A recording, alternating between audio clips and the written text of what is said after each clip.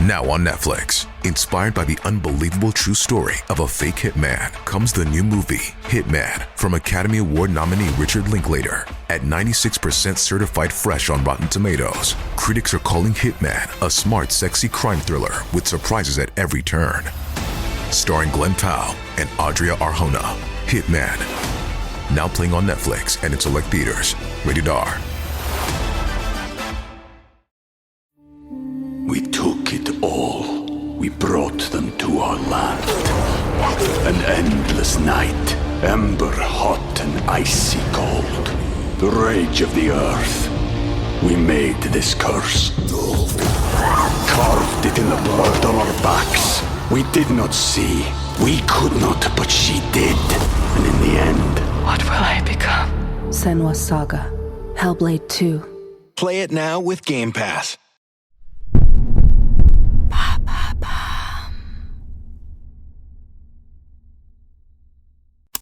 L'affaire Godard, un polar en haute mer, épisode 1.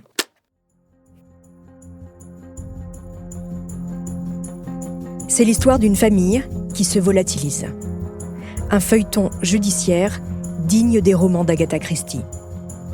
En septembre 1999, le docteur Yves Godard, médecin installé à Caen, disparaît en pleine mer avec ses 2 plus jeunes enfants de 6 et 4 ans, après avoir probablement tué sa femme. Drame familial ou assassinat de toute une famille, plus de 20 ans après cette tragédie, difficile de le savoir. Bienvenue dans Homicide, je suis Caroline Nogueras. La disparition du docteur Godard est une affaire à s'arracher les cheveux pour tous les magistrats et enquêteurs qui ont eu en charge ce dossier. Un casse-tête qui doit encore, à l'heure où je vous parle, hanter la mémoire de certains. Plusieurs fois, les enquêteurs ont pensé s'approcher de la vérité sans jamais la découvrir. Pendant plus d'une décennie, les eaux de la Manche, des corbeaux et des petits poussets vont égrener çà et là des indices et envoyer les gendarmes un peu partout sur le globe. Des moyens financiers et humains colossaux vont être engagés par la justice pour résoudre cette énigme. La seule certitude à ce jour, c'est que les 4 membres de la famille Godard sont tous morts. Mais comment ? Et surtout, pourquoi ? Voici l'affaire Godard, un polar judiciaire en haute mer.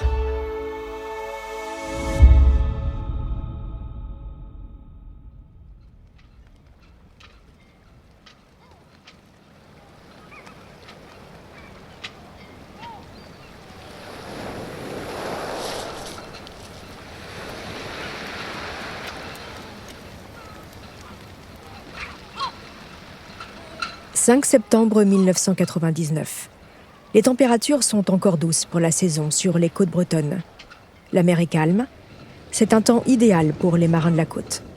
Ce dimanche matin, le chalutier appelé l'Ascara navigue au large de Roscoff, dans le Finistère. Alors qu'il est en train de mouiller ses filets, René Kerguillec, le patron pêcheur, aperçoit au loin un objet flottant de couleur rouge à la dérive. En mettant ses jumelles, il reconnaît un zodiaque. Bon, ça doit être encore un plaisancier qui n'a pas bien fait ses nœuds, pense-t-il. Mais à y regarder de plus près, non, il y a un truc qui n'est pas normal. Les marins remontent à bord de leur chalutier, le Stival 2, c'est le nom de cette petite embarcation. Les rames sont engagées dans leur dame de nage, comme si quelqu'un venait de les utiliser. Et puis, à l'intérieur, coincé sous une des lattes en bois, il y a un ciré jaune. Dans les poches, les marins découvrent un chéquier au nom du cabinet médical du docteur Yves Godard. C'est quand même étrange, pensent les pêcheurs, de laisser traîner un chéquier dans ce type de bateau qui prend l'eau facilement. Quoi qu'il en soit, ils donnent l'alerte à la gendarmerie maritime. Les gendarmes procèdent alors à la saisie de l'ensemble et enregistrent le procès-verbal de Kerguillec. C'est ainsi que démarre l'affaire Godard. Le bateau à qui appartient ce Zodiac, avec son nom inscrit dessus, ce n'est pas très difficile pour les enquêteurs de le retrouver. Une simple vérification sur les fichiers de plaisance et il remonte au Stival, rebaptisé le Nick. Il a été loué 5 jours plus tôt par Yves Godard le même nom que celui retrouvé sur le chéquier. Le loueur se trouve à Saint-Malo, c'est l'agence Alette Location. Le lendemain, le 6 septembre, les gendarmes maritimes de Brest prennent attache avec le loueur qui leur confirme que c'est bien monsieur Yves Godard qui a loué le bateau avec 2 jeunes enfants pour une petite croisière de 5 jours jusqu'au 5 septembre. D'ailleurs, c'est vrai que nous sommes déjà le 6 et le loueur n'a aucune nouvelle de ses clients. Godard lui a expliqué vouloir faire une sortie en mer de Saint-Malo à Perros-Guirec avec ses 2 enfants. Il était seul avec eux. Aucune femme ne les a accompagnés. Cette histoire ne sent pas bon. Il y a déjà pas mal d'éléments intrigants. Comment se fait-il que l'annexe du Nic ait été découverte en haute mer, à plus de 60 km des côtes ? Ce genre de petite embarcation se retrouve en général près des côtes, justement, quand le bateau change de mouillage. Et un voilier qui disparaît alors que les conditions météorologiques sont excellentes, pas de vent, une mer d'huile. Et puis, le loueur a bien dit aux gendarmes que ce Godard avait l'air de bien s'y connaître en navigation. Un vrai marin, ça s'est senti tout de suite. Pas particulièrement sympathique d'ailleurs, plutôt taiseux même. Sur la radio des bateaux, aucun appel de détresse n'a été enregistré, aucun « m'aider ». Et Godard ne répond pas aux appels envoyés sur le canal 16 par la gendarmerie, ce canal affecté aux messages d'urgence sur les bateaux. Alors, il ne répond volontairement pas, ou bien peut-être ne peut-il pas le faire, impossible de le savoir. En tout cas, aucune famille encore ne s'est manifestée. La gendarmerie ouvre une enquête pour disparition inquiétante. Des recherches sont engagées en mer pour retrouver le voilier. Mais rien, aucune trace du bateau. Est-ce un naufrage ? Mais encore une fois, un naufrage un jour de mer d'huile ? C'est absurde.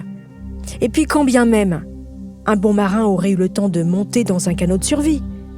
Les médias locaux comme le journal télévisé de Rennes relaient la disparition de cette famille. Ils ne savent pas encore que Marie-France, la mère, n'est pas montée sur le bateau. Et sur lequel on l'a vu pour la dernière fois le 2 septembre en compagnie de son seul fils. Un avis de recherche internationale a été lancé. La thèse de l'accident en mer est de moins en moins crédible. En attendant, à Tilly-sur-Seul, on s'interroge. La famille Godard était apparemment une famille sans histoire et Yves Godard réputé pour être un navigateur confirmé. Les gendarmes appellent ensuite chez les Godard dans l'espoir de tomber sur Marie-France, la femme de Yves, puisque le loueur de bateau leur a bien assuré que le plaisancier était venu sans sa femme. Mais personne ne répond. Elle semble s'être volatilisée elle aussi.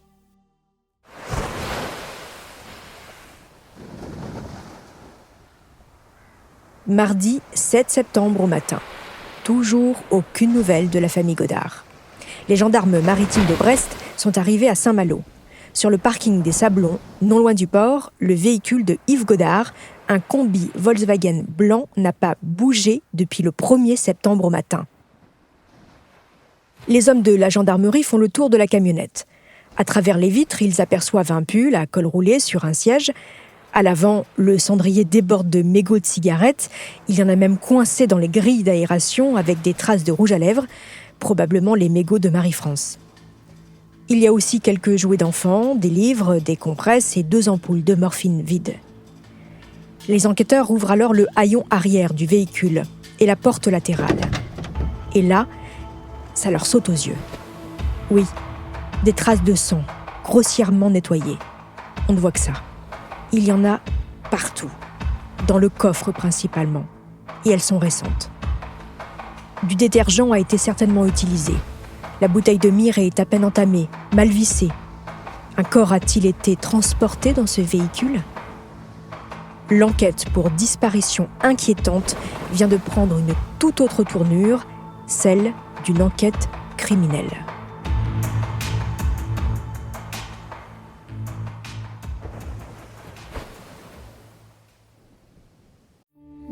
We took it all. We brought them to our land. An endless night, ember hot and icy cold. The rage of the earth. We made this curse. Carved it in the blood on our backs. We did not see. We could not, but she did. And in the end, What will I become? Senua's Saga. Hellblade 2. Play it now with Game Pass. Mercredi 8 septembre. Les gendarmes maritimes vont avoir besoin d'aide. La section de recherche de Rennes est appelée en renfort. Pendant que les premiers tentent de reconstituer les dernières heures de Godard avant sa disparition, les collègues de Rennes sont priés d'aller visiter la maison de la famille disparue.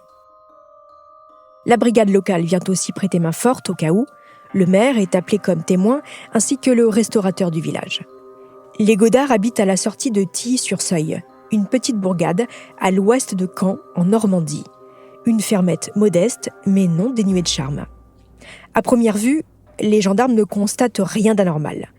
La maison est silencieuse, le frigo est plein, les cartables de la petite Camille, 6 ans, et de Marius, 4 ans, sont prêts pour l'école. Une scène de la vie quotidienne. Il y a un mot griffonné sur la table. On part quelques jours, on revient dimanche, signé Marie et Yves. Un mot qui doit s'adresser aux aînés de Marie-France. Elle a 2 enfants d'un premier mariage, 2 ados. Les enquêteurs poursuivent leur investigation dans toutes les pièces de la ferme. Et chose étrange, il y a des traces de sang sur les marches de l'escalier. Ce sont des taches de petite taille, sur les marches du haut. Et puis, à l'étage, il y a également du sang sur la porte des WC, plus importante. Sur la porte de la salle de bain également, encore plus grosse. Mais le pire, c'est dans la chambre conjugale. Il y en a partout. Sur la porte, sur les murs et sur le matelas. Le sang a été lavé, mais les taches sont persistantes. Les gendarmes ne sont pas au bout de leur surprise. Dans le tambour de la machine à laver, un plaid est recouvert de sang. Des prélèvements sont effectués et immédiatement envoyés en laboratoire pour les faire analyser.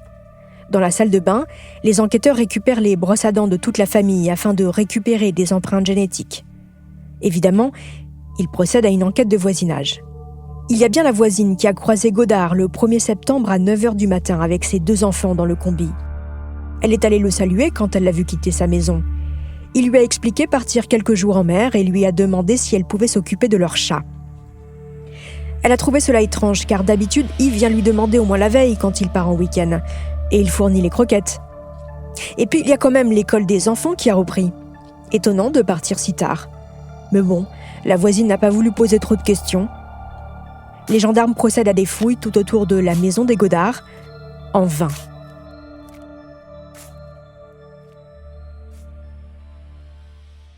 Le 9 septembre, à Saint-Malo, le procureur décide d'ouvrir une information judiciaire pour homicide volontaire à l'encontre de Yves Godard. Un mandat d'arrêt international est lancé contre lui. Il est désormais un fugitif recherché par les polices du monde entier. Quant à la gendarmerie maritime de Brest et la section de recherche de Rennes, elles vont devoir travailler main dans la main pour une durée indéterminée. Pas moins de 40 gendarmes sont mobilisés dans une cellule d'enquête créée spécialement. Les analyses de sang retrouvées dans la maison sont revenues et confirment la suspicion des enquêteurs. Il s'agit du sang de Marie-France Godard, la mère de famille. Quant aux enfants, ils semblent avoir été drogués car un mélange de somnifères et d'anxiolytiques a également été retrouvé dans la salle de bain de la maison. Les habitants du village des Godard sont sous le choc. Le journal télévisé de TF1 leur consacre un reportage. À Tilly-sur-Seul, tout le village est bouleversé. Plus les jours passent, plus les nouvelles sont terrifiantes.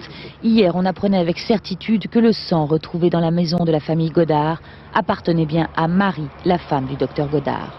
Aujourd'hui, la question que tout le monde se pose est que sont devenus les enfants ? Toujours gentils, comme des petits enfants de leur âge. Moi, étant grand-mère, vous savez, c'est une chose qui me marque. Pour le restaurateur, M. Michel, voisin de la famille, mais surtout témoin de la perquisition des gendarmes, il ne fait aucun doute du sort de Marie Godard. Il y avait du sang à la tête du lit côté gauche sur le sommier. Voilà. Le sommier était transpercé de sang partout. Et le haut de la couette, parce que le lit était correctement refait. Et le haut de la couette était ensanglanté aussi. C'est tout. Et puis après, les enquêteurs, eux ont constaté qu'il y a eu du sang, il y a eu des projections de sang le long du mur de la chambre, mais qui avait été nettoyé. Que s'est-il passé ? Où est la famille Godard ? Le scénario qui se dessine pour les enquêteurs, le voici. Godard a tué sa femme dans le lit conjugal, puis il s'est lavé les mains dans le lavabo de la salle de bain. Il a ensuite descendu le corps dans le plaid retrouvé dans le tambour de la machine à laver pour le descendre dans les escaliers. Enfin, il a placé le corps de son épouse dans son combi. Les gendarmes pensent tenir le scénario du crime, mais le mobile, c'est un mystère. Pourquoi ce drame familial ? Qui sont les Godard ? Où sont Yves et ses enfants ? Les enquêteurs ne sont pas au bout de leur surprise. Pour essayer de comprendre ce qui a pu se passer, les enquêteurs vont devoir fouiller dans la vie des Godard, à commencer par celle du père de famille. Yves, 44 ans au moment de sa disparition, a grandi à Saint-Briac-sur-Mer, le long de la côte d'Émeraude, en Bretagne. Il est issu d'une famille bourgeoise. Son père est médecin. Enfant de la mer, il devient même moniteur de voile l'été pour gagner un peu d'argent. De la côte bretonne à la Normandie, en passant par les îles anglo-normandes, Yves, excellent marin, navigue partout. Il connaît par cœur chaque recoin de ses côtes, chaque crique. Après le bac, Yves part à Caen pour faire des études de médecine. Puis, il s'installe avec un confrère en ville. Mais contrairement à ses amis de la fac, il n'aime pas les voies balisées. Le tout jeune docteur est attiré par les médecines alternatives et notamment l'acupuncture. Dans les années 80, c'est une discipline peu connue et considérée par beaucoup comme une science occulte. Le jeune médecin, lui, inscrit fièrement sur la plaque de son cabinet « médecin acupuncteur », ce qui ne plaît pas du tout à ses confrères qui émettent alors de vives critiques à son encontre. Le jeune médecin vit cela comme une profonde injustice. Yves tombe amoureux de Régine, une belle infirmière de quelques années son aînée. Il l'épouse. Ensemble, ils ont 2 garçons et Yves adopte le premier fils de sa femme. Il se révèle être un père aimant, très proche de ses enfants. Mais les années passent et le couple s'essouffle. Yves tombe sous le charme de Marie-France, rencontrée lors d'un dîner. Les amants quittent chacun leur conjoint respectif pour vivre leur amour en plein jour. Le couple se marginalise, s'installe dans un château normand où il mène une existence bohème, entouré d'amis qui vont et viennent. Godard travaille quand ça lui chante. Puis Marie-France donne naissance à Camille en 1994 et le couple se marie dans la foulée. Marius naît 2 ans plus tard. Il s'installe alors à Tilly-sur-Seuil, loin de la ville. Marie-France a 43 ans, elle a déjà une fille et un fils de son premier mariage. Ils vivent avec leur père, tout près de chez elle. À l'arrivée de ces 2 petits derniers, Marie-France décide d'arrêter de travailler pour se consacrer à sa vie de famille. Néanmoins, elle assure quelques jours par semaine le secrétariat médical de son mari. On la dit jalouse et possessive, et même fragile psychologiquement.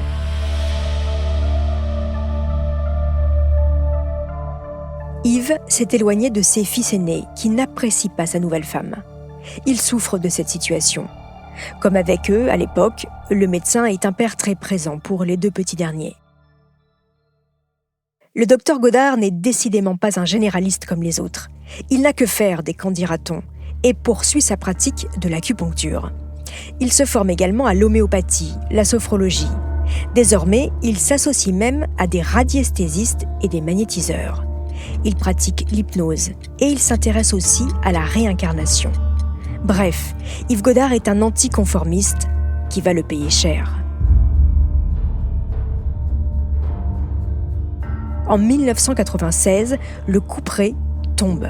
Il est condamné par le tribunal correctionnel pour pratique illégale de la pharmacie car il délivre lui-même des médicaments. L'ordre des médecins lui interdit d'exercer pendant 3 mois. Yves est abattu. Il se sent incompris et considère qu'il a été condamné injustement.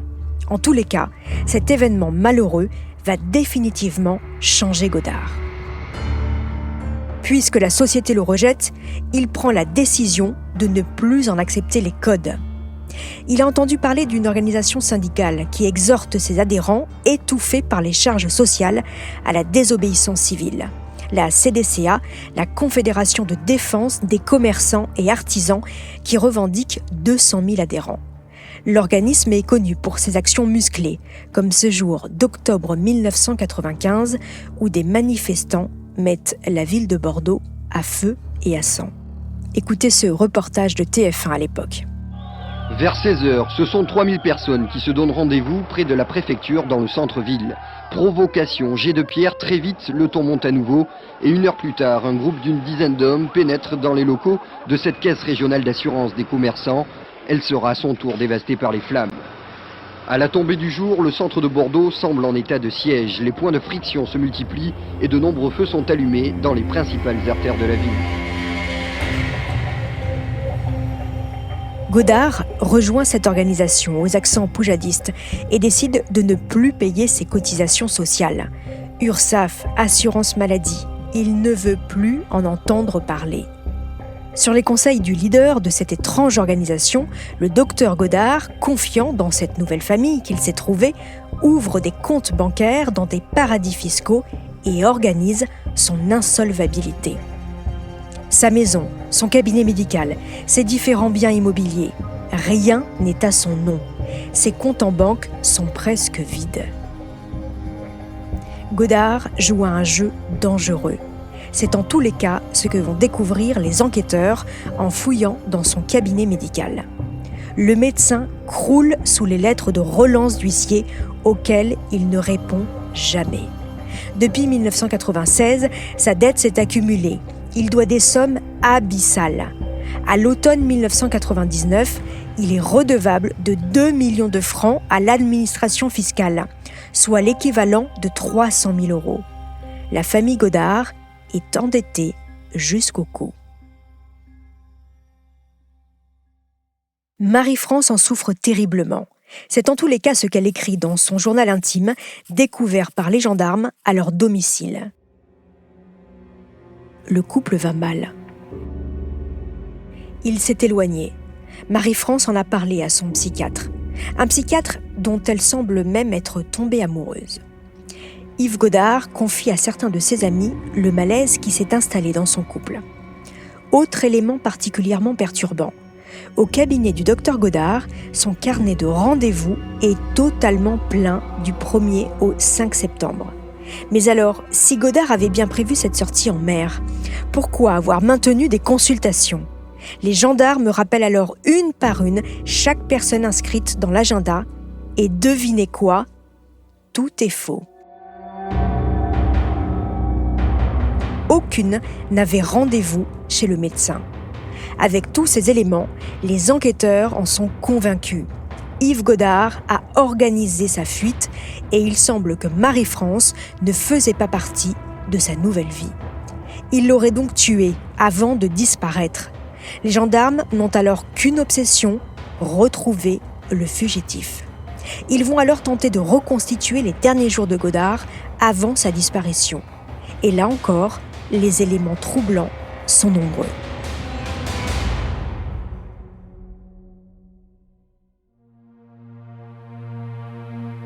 Le 31 août 1999, veille du départ de Yves et de ses enfants, Marie-France a appelé sa fille aînée.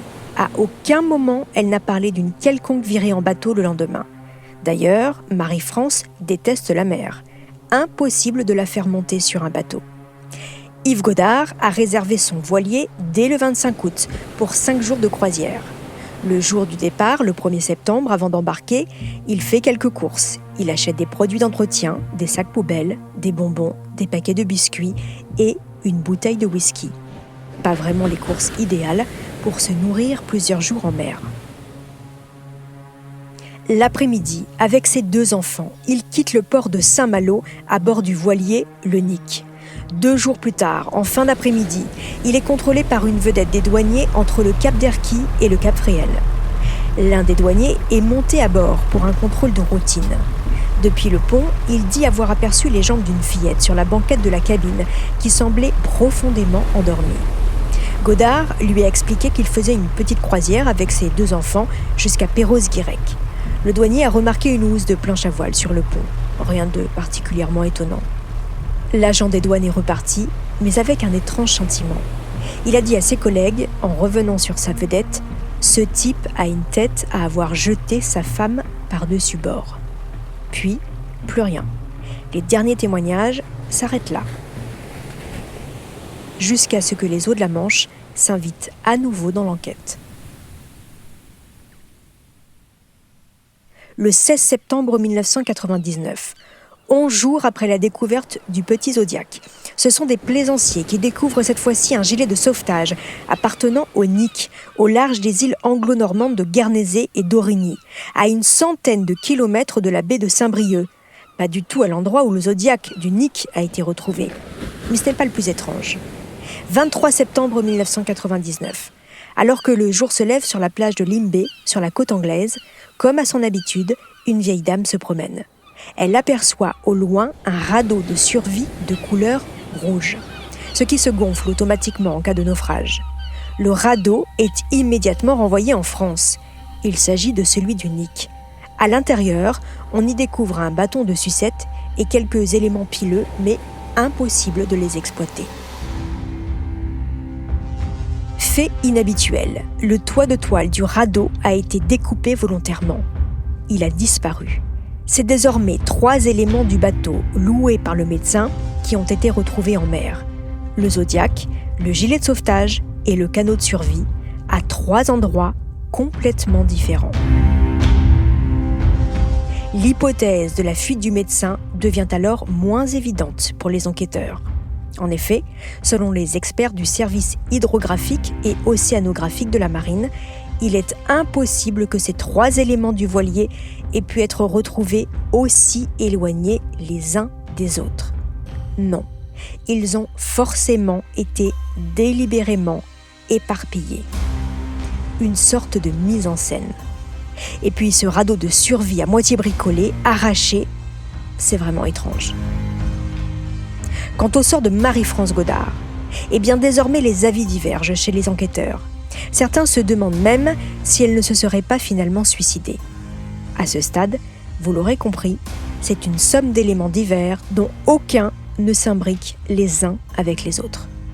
La suite de l'enquête va être tout aussi troublante.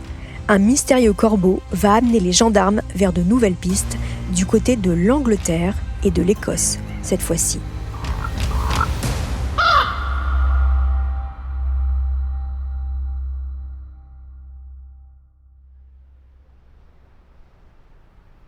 Ce samedi matin, à la gendarmerie de Falaise, dans le Calvados, comme d'habitude, l'agent de permanence relève le courrier. Rien de très important, si ce n'est cette lettre adressée simplement à la gendarmerie de Falaise. À l'intérieur, quelques lignes sur une petite feuille où il est écrit « Le docteur Yves Godard est bien vivant. Il vit en mer d'Irlande, sur l'île de Man, le prendre au sérieux. » À noter que les mots « vivant » et « sérieux » sont soulignés d'un trait. Le gendarme vérifie, la lettre a été postée la veille, à Falaise même. Ce qui veut dire qu'une personne s'est déplacée jusque dans la commune pour y déposer ce courrier. Comment savoir s'il s'agit de quelqu'un de bien renseigné ou d'une fausse piste ? Quoi qu'il en soit, la lettre est immédiatement envoyée pour être analysée dans un institut de recherche criminelle. Qui sait, peut-être que des empreintes génétiques y seront retrouvées. L'île de Man se trouve perdue en plein milieu de l'Angleterre, de l'Écosse et de l'Irlande. Et vous savez quoi ? Il s'agit d'un paradis fiscal. 9 jours après l'envoi de la lettre du corbeau, une équipe d'enquêteurs français débarque alors sur cette petite île britannique. Et en effet, l'information n'a rien de farfelu. Sur place, des témoins sont formels. Ils ont bien vu le docteur Godard avec ses 2 enfants. Le médecin aurait même séjourné 3 nuits à l'hôtel Manin. Mais il portait les cheveux courts et une moustache. L'hôtelier, dans le 20h de TF1 le 15 octobre 1999. Nous avons reconnu le petit garçon en premier. La petite fille, pas trop. Le père était différent. Ses cheveux étaient plus courts d'abord, il portait des lunettes et il avait une moustache. La réceptionniste l'a remarqué car il avait le petit qui dormait dans ses bras en réservant la chambre. C'est l'office du tourisme qui nous les avait envoyés et puis nous les avons reconnus sur les photos. La plupart des enfants qui sont ici en vacances sont heureux. Ceux-là avaient l'air tristes. Le problème, c'est que Godard a payé en liquide ces 3 nuits d'hôtel. Il n'y a donc aucune preuve matérielle pour soutenir ce témoignage. Toujours est-il qu'après vérification, Godard a bien un compte dans ce paradis fiscal. Pendant que les gendarmes enquêtent sur place, le corbeau réitère. 18 jours plus tard, il envoie un 2e message de détresse, toujours à la gendarmerie de Falaise. Dans cette nouvelle lettre, il est écrit « Le docteur Godard est dans la région des îles Hébrides, à Lewis. Sauvez Marius et Camille. » C'est donc un corbeau bienveillant qui s'inquiète du sort des enfants Godard.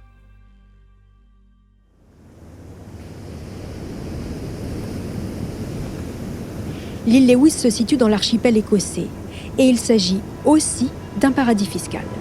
À la fin du mois d'octobre, les gendarmes quittent l'île de Man et se rendent donc sur cette île sauvage au nord de l'Écosse dans l'espoir de retrouver le fugitif et ses 2 enfants. Pendant ce temps, les autres membres de la cellule d'enquête, en recoupant des témoignages dans le coin, apprennent que Godard est resté 2 jours dans l'anse de Bréhec, en mouillage, du 2 au 5 septembre, quelques jours donc avant leur passage sur l'île de Man. Le voilier, le Nick, a clairement été identifié par plusieurs témoins à Bréhec pendant ces 3 jours. La vendeuse de gaufres sur le port est formelle. Godard lui a acheté des gaufres avec ses 2 enfants. Mais pourquoi Godard est resté 2 jours dans cette petite anse ? Attendait-il quelqu'un ou quelque chose ? Le lendemain, c'est un couple de promeneurs qui a découvert le Nick, apparemment abandonné non loin de la pointe de Minard, à Plouézec. Puis, plus rien. Avant d'aller plus loin, je vous rappelle quelque chose de capital. Godard croule sous les dettes. Il ne paye plus rien. Et il est volontairement devenu insolvable. Il n'a plus un sou sur ses comptes. C'est l'organisation de défense des petits commerçants et artisans, la CDCA dont il fait partie, qui l'a poussé à ne plus payer ses cotisations sociales et à placer son argent ailleurs. Eh bien, le voilà peut-être le lien entre tous ces bouts de piste. Selon les gendarmes, Godard aurait mis en scène un faux naufrage. Puis, il serait venu sur l'île de Man pour récupérer son argent afin de financer le projet d'une nouvelle vie, avant de se rendre sur l'île de Lewis, probablement pour les mêmes raisons. Car là aussi, un témoin confirme avoir vu Godard et ses 2 enfants au début du mois d'octobre. Il s'agit de Robert Morinson, le guichetier de la billetterie du port à l'entrée de Lewis.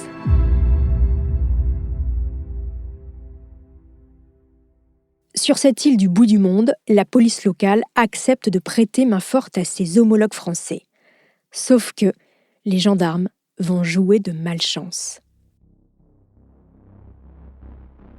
Alors qu'ils sont déjà sur place et que l'enquête avance, la commission rogatoire du juge d'instruction de Saint-Malo, elle, n'est toujours pas arrivée jusqu'au bureau du juge écossais. Les enquêteurs français sont donc assignés à résidence dans leur hôtel et priés de ne plus bouger. Ce lundi 25 octobre 1999, alors que les gendarmes rongent leurs freins dans leur chambre d'hôtel, Anne-Lise, la propriétaire de l'unique boutique de souvenirs de l'île, discute avec son amie Barbara. Les 2 femmes voient rentrer dans le magasin 2 enfants, une petite fille et un petit garçon, avec a priori leurs parents. Un homme vêtu d'une veste kaki avec un fort accent français et une mystérieuse femme blonde. Des années plus tard, lorsque ces 2 femmes seront interrogées, elles attesteront formellement avoir vu les 2 enfants Godard et Yves accompagnés d'une femme. Mais à ce moment-là, les gendarmes ignorent qu'ils se trouvent a priori à quelques centaines de mètres seulement des fugitifs.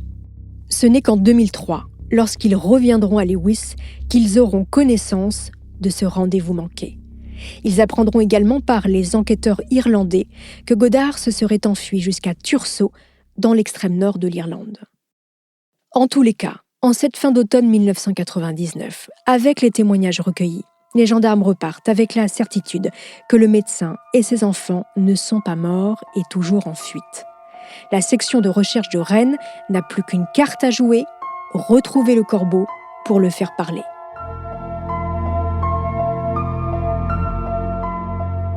Les résultats de l'Institut de recherche criminelle de la gendarmerie sont revenus. Selon l'étude graphologique, il pourrait s'agir d'une femme d'une 60aine d'années. Et voilà que toutes les femmes de cet âge qui ont côtoyé Goddard sont convoquées et sommées d'écrire la lettre. Mais cela ne donne rien. Quant à l'ADN sur les timbres, il confirme aussi que le corbeau est une femme. 300 ADN sont passés au crible. Mais le corbeau reste un mystère. L'enquête est à nouveau au point mort.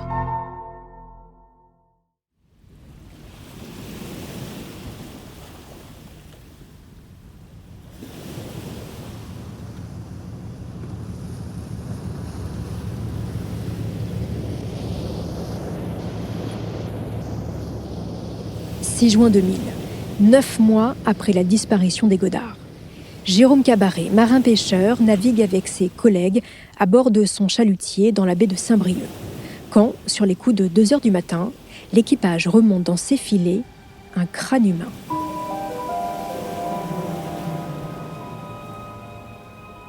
Jérôme Cabaret prend la décision de s'en débarrasser. Mais alors qu'il remonte un deuxième filet, c'est un autre crâne qui apparaît, beaucoup plus petit cette fois-ci.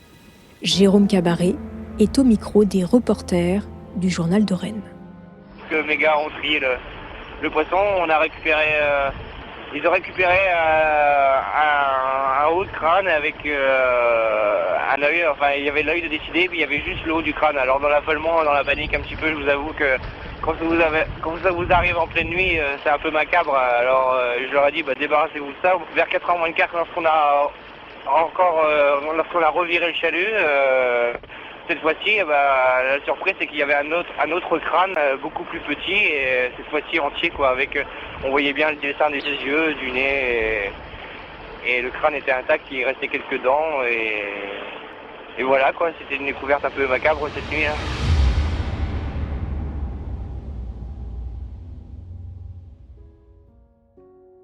Quelques jours plus tard, les analyses ADN prélevées sur ce petit crâne reviennent.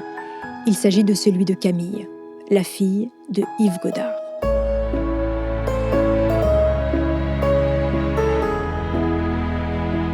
Il faut imaginer le drame qui se joue à cet instant. La famille des Goddard, les amis et les enquêteurs, tous sont sous le choc, avec le sentiment atroce de ne pas avoir pu sauver les enfants. Car avec la découverte du crâne de Camille, les espoirs de retrouver Marius vivant sont quasi nuls. Et si Goddard, lui, avait réussi sa fuite seul? Et s'il était toujours en vie quelque part? Oui, parce que c'est toujours pareil dans ce genre d'histoire. Tout le monde l'a vu, Goddard. Partout. À Phuket, en Thaïlande, à Miami, aux États-Unis, en Chine, en Afrique du Sud.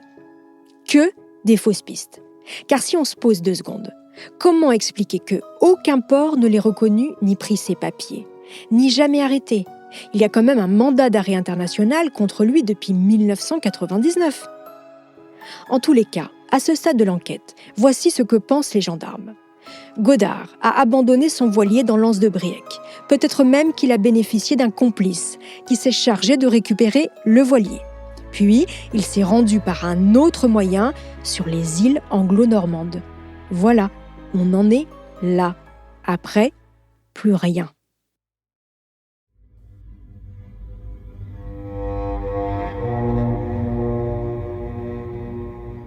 L'affaire Goddard aurait pu en rester là.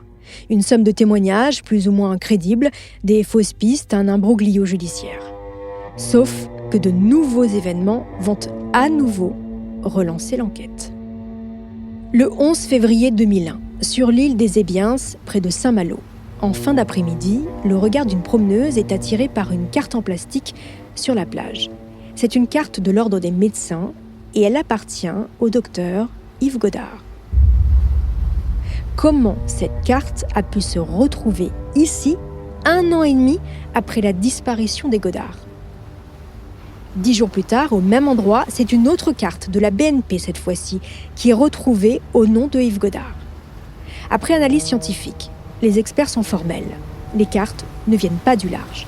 Elles n'ont pas pu séjourner dans l'eau pendant 1 an et demi car elles sont en bon état.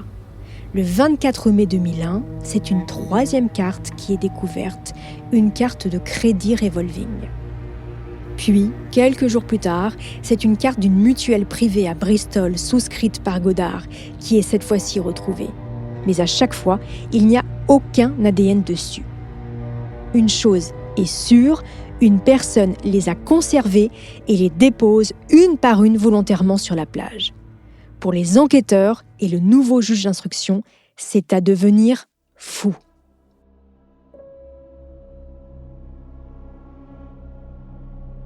La dernière carte sera déposée sur la plage 7 ans après la disparition de la famille. Coïncidence ou pas, elle est retrouvée 3 semaines après l'intervention télévisée du procureur qui annonce que le dossier Godard est clos. Ce petit poussé n'a manifestement pas envie que l'affaire s'arrête. Certes, Camille est morte et Marius est probablement décédé aussi. Mais le médecin, lui, où est-il ? Les enquêteurs ne vont plus tarder à obtenir une réponse.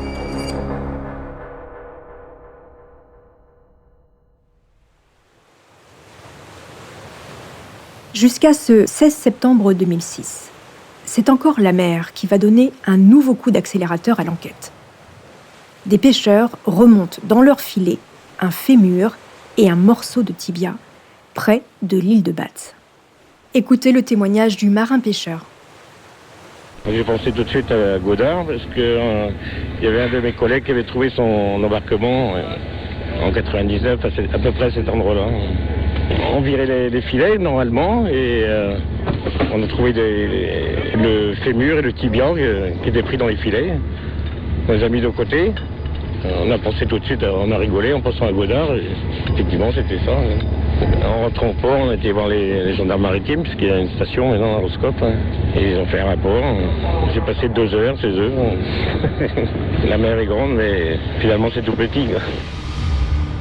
En octobre 2006, le laboratoire nantais, spécialiste en empreintes génétiques, rend ses conclusions. Les os appartiennent au docteur Godard. Après 7 années de recherche et de jeux de pistes, le dossier criminel contre Godard vient de s'éteindre. Quoi de plus frustrant pour des enquêteurs que de ne pas savoir ? Et pour la famille des Godard ?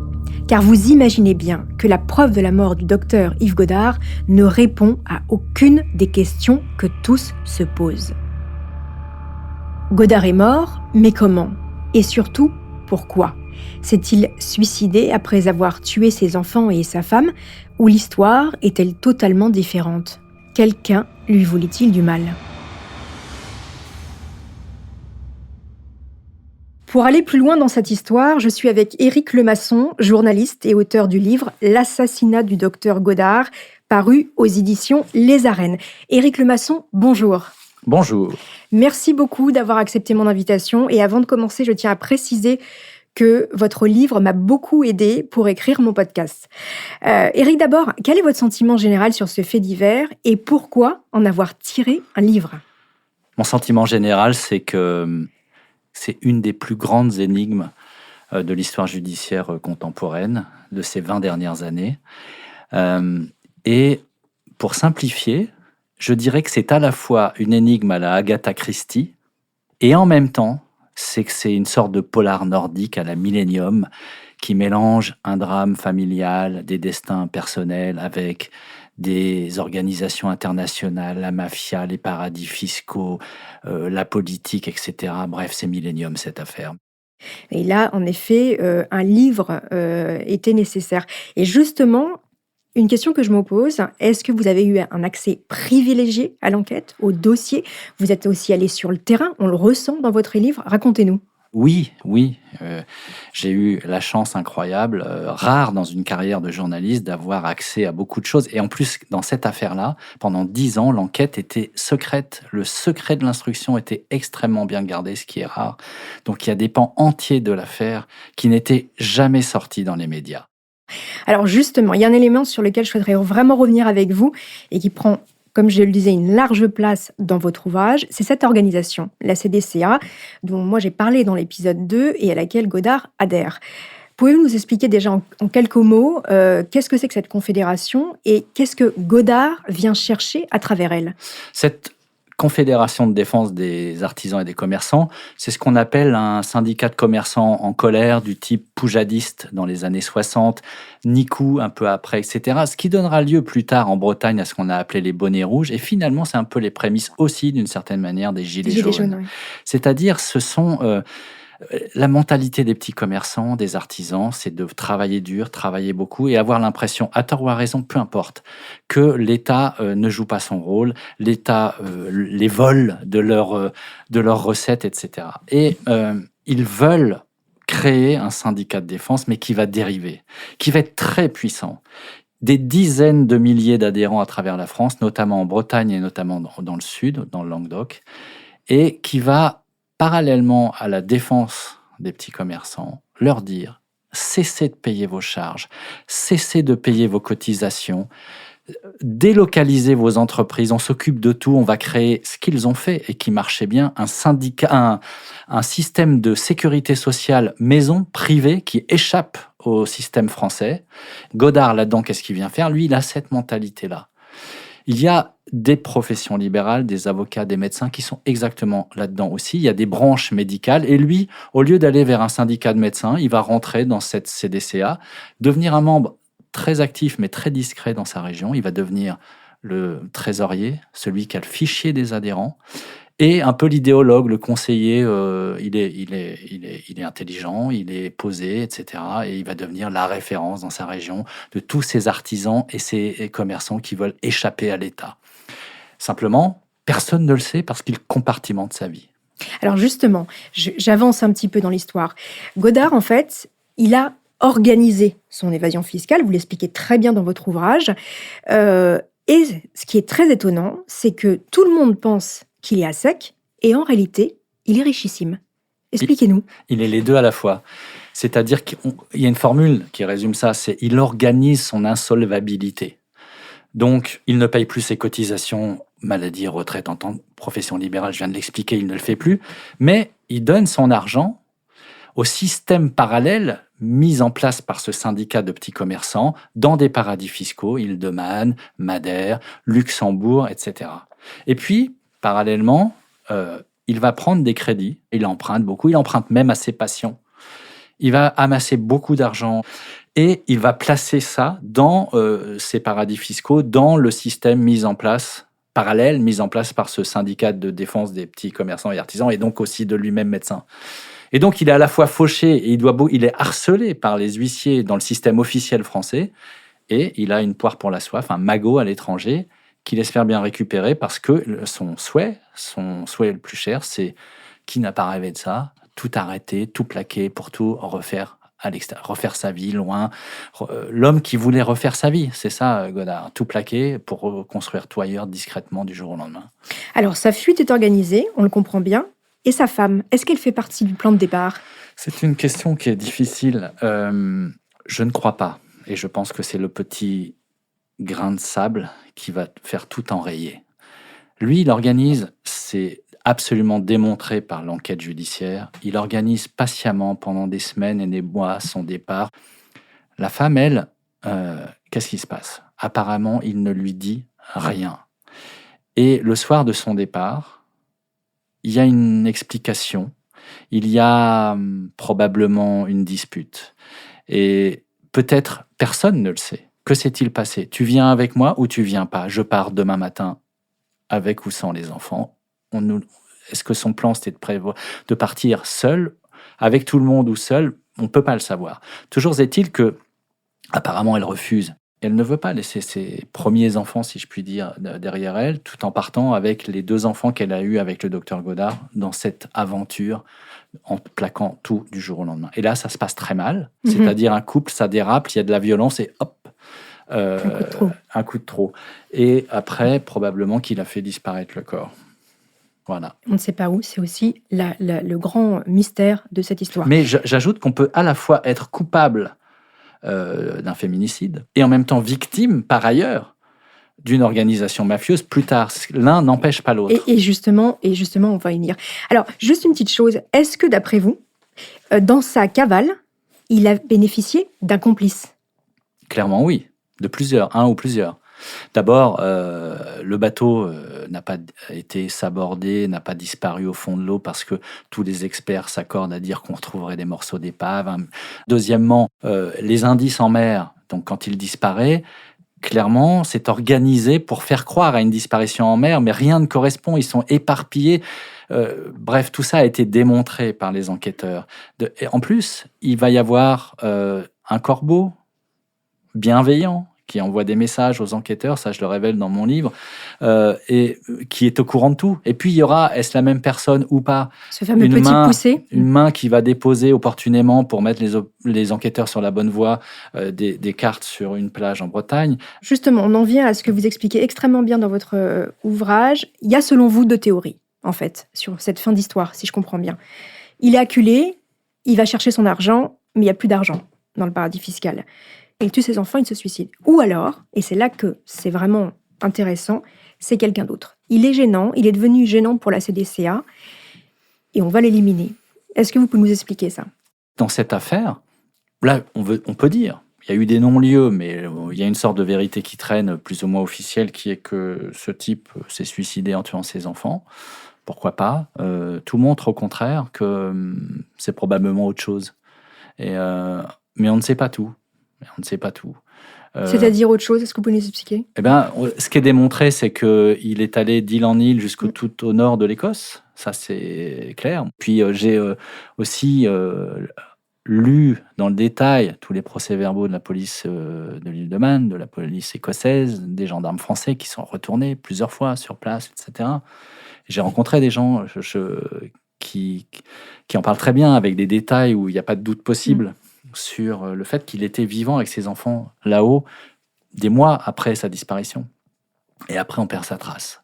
Apparemment, le plan, c'était qu'ils partent aux îles Féroé, puis après au Groenland, puis peut-être au Canada, etc. Mais là, c'est pas aller plus loin que le nord de l'Écosse. Il y a les îles Shetland, Féroé, etc. On peut aller d'île en île jusqu'au Canada avec c'est tout à fait pour disparaître discrètement, c'est tout à fait faisable, difficilement, mais faisable. Avec 2 enfants quand même en bas âge, on précise, c'est compliqué. Plein hiver. C'est compliqué. Et après, bizarrement, on perd sa trace. Mais alors, est-ce que les comptes sont vides, d'après vous ? Est-ce qu'il découvre le poteau rose ? C'est ça que vous expliquez dans votre livre, que potentiellement, ça peut être ça, la fin de l'histoire. Ouais, c'est ça. Ce qu'il faut savoir, c'est que par ailleurs, il y a une autre enquête à Montpellier qui est menée sur l'assassinat de Christian Poussé, le leader de ce syndicat anti-système. Et là, il y a une jonction qui est faite entre les 2 équipes d'enquête. Plus ou moins heureuse, parce que c'est police et gendarmerie qui cohabitent assez mal, mais de façon absolument incroyable. Déjà, il y a, avant de mourir, ce Christian Poussé, le leader du syndicat, qui veut être entendu par les enquêteurs bretons sur l'affaire Godard et qui dit « Ah, j'étais sûr que ça allait me retomber sur le dos, cette affaire Godard. » Voilà, il sait très bien que ce médecin était dans son syndicat. Et puis, il y a autre chose, c'est que ce syndicat a été lui-même dépossédé de son magot par des grands escrocs, une grande mafia internationale, dirigée depuis Madère. Par une femme. Par une femme. Eh bien, cette femme, elle va venir spontanément, entre guillemets, montrer aux policiers et aux gendarmes, sortir le compte bancaire du docteur Godard dans une banque à Madère, le type qui est parti de Normandie. Mais elle va juste montrer, regardez, il n'y a plus rien dessus. Il reste 3 francs 6 sous. Et puis, elle dit, oh, j'y suis pour rien. Voilà. Et puis après, l'enquête sur l'assassinat de Christian Poussé, le leader du syndicat, va mener à cette femme, qui elle-même, ça va mener à un tueur brésilien qui va faire des déclarations. Et il va dire aussi, Oui, on est allé aussi monter dans le nord de la France s'occuper d'un médecin avec ses enfants. Voilà. Et les enquêteurs de Montpellier, chargés du dossier sur l'assassinat du leader du syndicat, vont communiquer ces éléments-là aux enquêteurs bretons. Et cette jonction va se faire notamment comme ça. Mais il n'y aura pas suffisamment d'éléments tangibles pour faire avancer cette piste-là jusqu'à la cour d'assises. Donc finalement, après des années de décès, la justice va renoncer et va prononcer 2 non-lieux, un dans chaque dossier. C'est assez complexe et en même temps, c'est passionnant. C'est passionnant. Voilà. On a bien suivi. Il y a juste un petit détail que je vais préciser, que je n'ai pas dit ni vous, c'est qu'en fait, selon ce que vous écrivez dans votre ouvrage, c'est que Godard, se rendant compte que les comptes sont vides, menace, peut-être, l'organisation d'expliquer ce qui se passe. Et c'est là qu'il devient gênant. Voilà. Et on reste en tout cas sur un mystère. Merci beaucoup, Éric Lemasson, d'avoir accepté mon invitation. Je rappelle le titre de votre ouvrage, L'assassinat du docteur Godard, paru aux éditions Les Arènes. Merci beaucoup. Merci à vous. Voilà, c'est ainsi que se termine la 6e saison de Homicide. Dans la 7e, je vous raconterai l'affaire Manuela González Cano, surnommée la Veuve Noire de l'Isère. Une saison que vous pourrez retrouver en intégralité et en avant-première sur Apple Podcast.